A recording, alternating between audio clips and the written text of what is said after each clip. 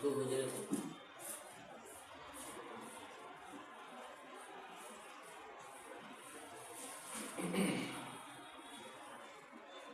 اللہ الرحمن الرحیم نحمده ونصلی ونسلم علی حبیبہ الکریم الامین العزیز الرؤوف الرحیم اما بعد فاعوذ باللہ من الشیطان الرجیم بسم اللہ الرحمن الرحیم خلق الانسان من صلصال کالفخار وخلق الجان من مارج من نار مرج البحرین یلتقیان بینہما برزخ لا یبغیان فبأي آلاء ربکما تکذبان صدق اللہ العظیم والصلاة والسلام علیکم وعلی آلہ واصحابہ وسلم یا رسول اللہ صلی اللہ تعالی علیہ وسلم. کل حضرت فاطمہ الزہرا کی خصوصیت کے حوالے سے بات آ گئی تھی. آج جو میں تفسیر روح المعانی کے حوالے سے علامہ آلوسی رحمۃ اللہ علیہ کی بات کل پیش کرنی تھی، آج پیش کرتا ہوں. آیت نمبر 19 میں کے ذریعے سے حضرت عبداللہ ابن عباس کی تفسیر کے حوالے سے عبداللہ ابن عباس رضی اللہ تعالی عنہما نے ارشاد فرمایا مرج البحرین یلتقیان، دو سمندر بہائے دونوں ملتے ہیں، اور دونوں سے مراد یہاں علی اور فاطمہ رضی اللہ تعالی عنہما. بینہما برزخون، ان دو کے درمیان یعنی علی اور فاطمہ کے درمیان برزخون ایک برزخ ہے، اور برزخ سے مراد یہ لے رہے ہیں نبی صلی اللہ علیہ وسلم. یعنی جب بھی حضرت علی اور فاطمہ کا ملن ہوتا اور دونوں اکٹھا ہوتی تو نگاہ میں مصطفیٰ کی سیرت ہوتی، مصطفیٰ کی ذات. لا یبغیان، یہ دونوں کبھی بغاوت اور کبھی خلاف نہیں ہوئے، کبھی حد سے بڑھے نہیں، نبی کو ہمیشہ نگاہ رکھتے. یخرج منہما اللؤلؤ والمرجان، تو ان دونوں سے ملاقات کے نتیجے میں لؤلؤ اور مرجان نکلتے ہیں. لؤلؤ بڑے موتی کو کہتے ہیں اور مرجان چھوٹے موتی کو. لؤلؤ بڑے موتی حضرت امام حسن نکلتے ہیں اور مرجان چھوٹے موتی حضرت امام حسین موتی. رسول پاک صلی اللہ علیہ وسلم نے بھی ایک حدیث پاک میں فرمایا جس کو حضرت عبداللہ ابن عمر کے سامنے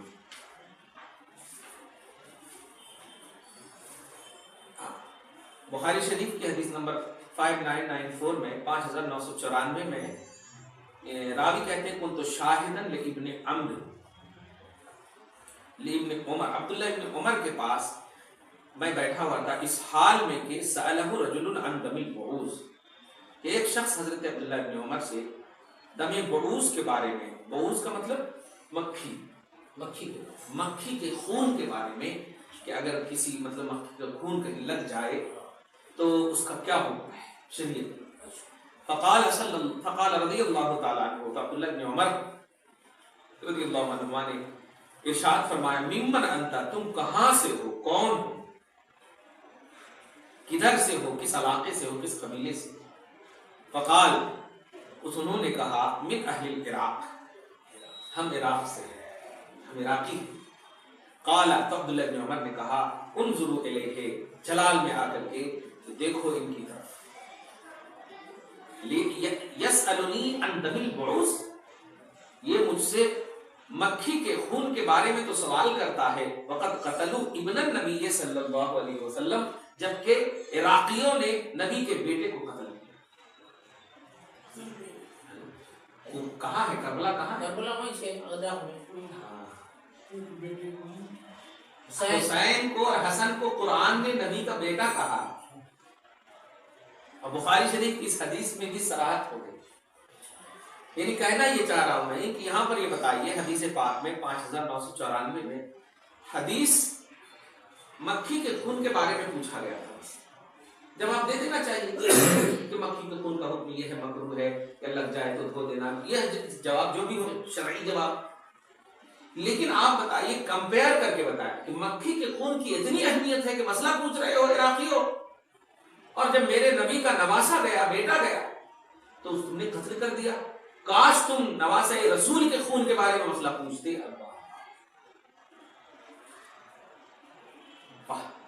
اس کے بعد جو پھول کی بات کرتے ہیں کہ چھوٹے موتی اور بڑے موتی، رسول پاک نے اب اس کے بعد وقد سمعت النبی صلی اللہ علیہ وسلم یقول، سنو جس بیٹے کو تو نے قتل کیا ہے تحقیق کے میں نے ان کے تعلق سے یہ کہتے ہوئے سنا کہ ہما ریحانتا من الدنیا، سنو گلشن حیات کے یہ دونوں پھول ہیں میرے. واہ،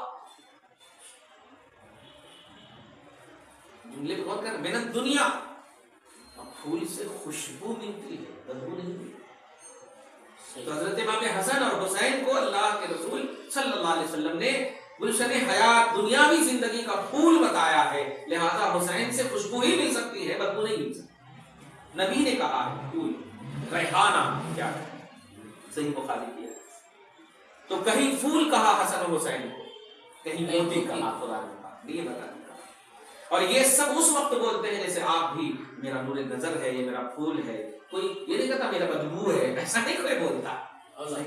اولاد سر چومتے ہیں، سر سے بوسہ لیتے ہیں، سونگتے ہیں، یہ سب علامت ہے رسپیکٹ، عزت کی، قبولیت کی، محبوبیت. واہ خیر. تو تفسیر، تفسیر روح المعانی کے حوالے سے جو میں پڑھا ابھی آپ کے سامنے، روح المعانی، یہ تو عبداللہ ابن عمر کی بتا دیا.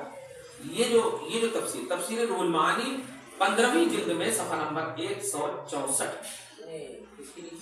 یہ عبداللہ ابن عباس کی تفسیر کو علامہ آلوسی رحمۃ اللہ علیہ نے لکھا، جو 200 برس پرانے، 200 برس، محمد رضا سے بھی پہلے 200 برس پرانے. سمجھ رہے آپ؟ بلکہ ایگزیکٹ آپ کو بتاؤں کہ ان کا وفات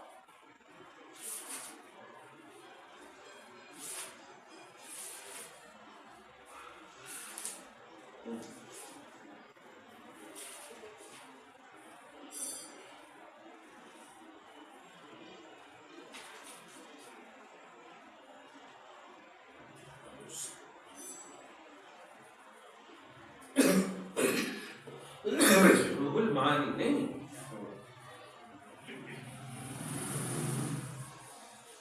روح المعانی 1270 میں ان کا انتقال، 1270 اور ابھی 1440 39 چل رہے، 1439 چل رہے، تقریباً 200 برس، 1270.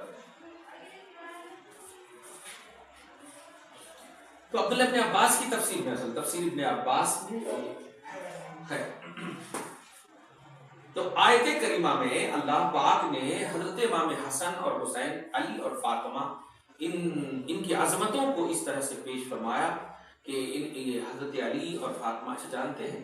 ایک حدیث پاک میں یہ بھی سنے ہوں گے کہ اللہ پاک کے رسول صلی اللہ علیہ وسلم نے حضرت فاطمہ کے حوالے سے فرمایا کہ فاطمہ دنیا کی حور ہے.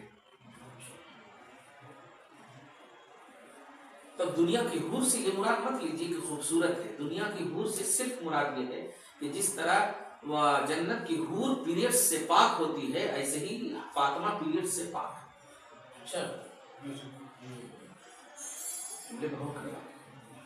یہی تو ہم بتانے جا رہے ہیں کہ حسن و حسین اتنے خوشبودار ہیں کہ ہم پیدا ہوتے ہیں، نوٹ کیجئے گا، تو ہم ناپاک جو پانی خون ہوتا ہے ماں کا پیریڈز کا، وہ ہمارے اندر جاتا ہے خوراک بننے کے لیے، وہ ہمارے اندر جاتا ہے، وہ خوراک بناتا ہے اللہ تعالیٰ، اس کی قدرت ہے. لیکن حسین اور حسن کی پیدائش کو ایسی ماں سے کیا جس کی خوراک فاضل بریلوی نے کہا تیری نسل پاک میں ہے بچہ بچہ نور کا، تو ہے عین نور، تیرا سب گھرانہ نور کا. یعنی وہاں خاکی تصور نہیں ہے، نوری تصور ہے. رب العالمین اپنے سے آکسیجن دے رہا ہے فاطمہ کو بھی اور فاطمہ کے پیٹ میں پلنے والے. ہماری مطلب عورتوں کو پیریڈز نہ ہو تو حمل کے استقرار کا سوال ہی نہیں ہوتا، حمل کرتے ہی نہیں. ضروری ہے طبی طور پر، صحیح ہے. اللہ تبارک و تعالیٰ کی رسول صلی اللہ علیہ وسلم کی بیٹی کا مسئلہ یہ دنیا کی یہ حور ہے. خیر، وہی تعریف کہ علی کو بھی، علی فاطمہ کی ملن سے یہ لؤلؤ و مرجان نکلے ہیں، موتی نکلے ہیں. اور موتی کا تصور جو ہے اٹریکشن کو دیتا ہے، دعوت، بھاگنے کو دعوت نہیں دیتا.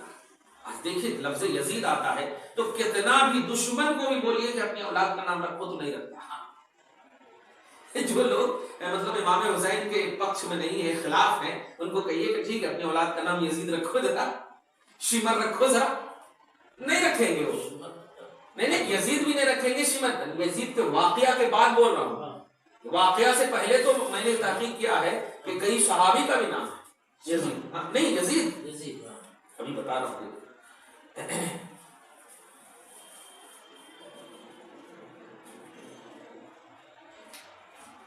لکھ رکھا ہے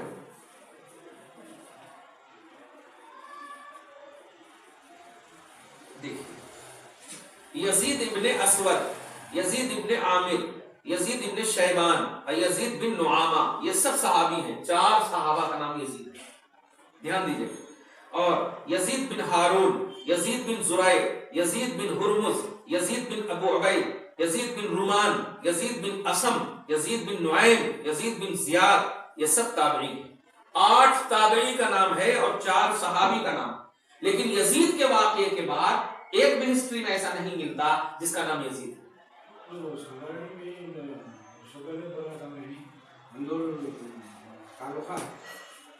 وہ با یزید بولے تھے، میرے کو یاد ہے. با یزید الگ ہے، با یزید یزید اور با یزید میں فرق. وہ با یزید بولے تھے، وہ میرے کو وہی بولنے والا. کہنا یہ ہے کہ یزید اتنا بدنام ہو گیا کہ جو اچھے نام بھی تھے اس کی طرف بھی نسبت کرتے ہوئے نہیں رکھ رہے ہیں لوگ.